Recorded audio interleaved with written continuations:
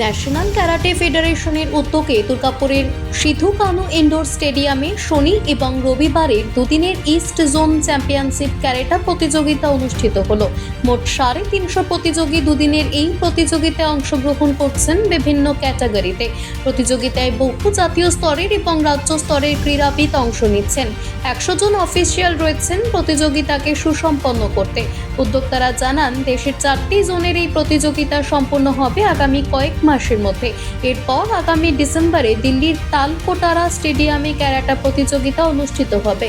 কেন্দ্রীয় সরকারের উদ্যোগ, দেশের সমস্ত ক্যারাটা ফেডারেশনকে জানানো হচ্ছে জাতীয় স্তরে একটিমাত্র ক্যারাটে সংগঠন থাকলেই অলিম্পিকের মতো প্রতিযোগিতায় ভারত অংশ নিতে পারবে, জানিয়েছেন ন্যাশনাল ক্যারাটা ফেডারেশনের কোঅর্ডিনেটর গোপাল চন্দ্র সরকার। আমাদের national karate federation West Bengal এটা অর্গানাইজ করছে।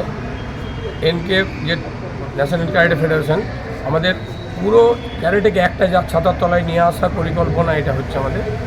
কারণ গভর্নমেন্ট থেকে বলা হচ্ছে যে অলিম্পিকে যদি যেতে হয় তাহলে আমাদের একটা ছাতার তলায় আসতে হবে, যেটা আমাদের ক্যারাটের প্রচুর ডিফারেন্স স্টাইল আছে এবং সেই ডিফারেন্স স্টাইলে 3টে ফরম্যাটে হয়: ট্র্যাডিশনাল ক্যারাটে, ফুল কন্ট্যাক্ট ক্যারাটে এবং সেমি কন্ট্যাক্ট ক্যারাটে।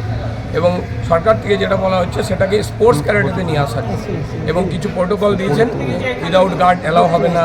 সেই সব প্রোটোকলকে মেনে আমরা সেই গাইডলাইনের উপর তৈরি করছি যে ন্যাশনাল ক্যারাটে ফেডারেশন, যেটা ডিসেম্বর মাসে আমাদের ন্যাশনাল ক্যারাটে ফেডারেশনের ন্যাশনাল টুর্নামেন্ট আছে অল ইন্ডিয়া।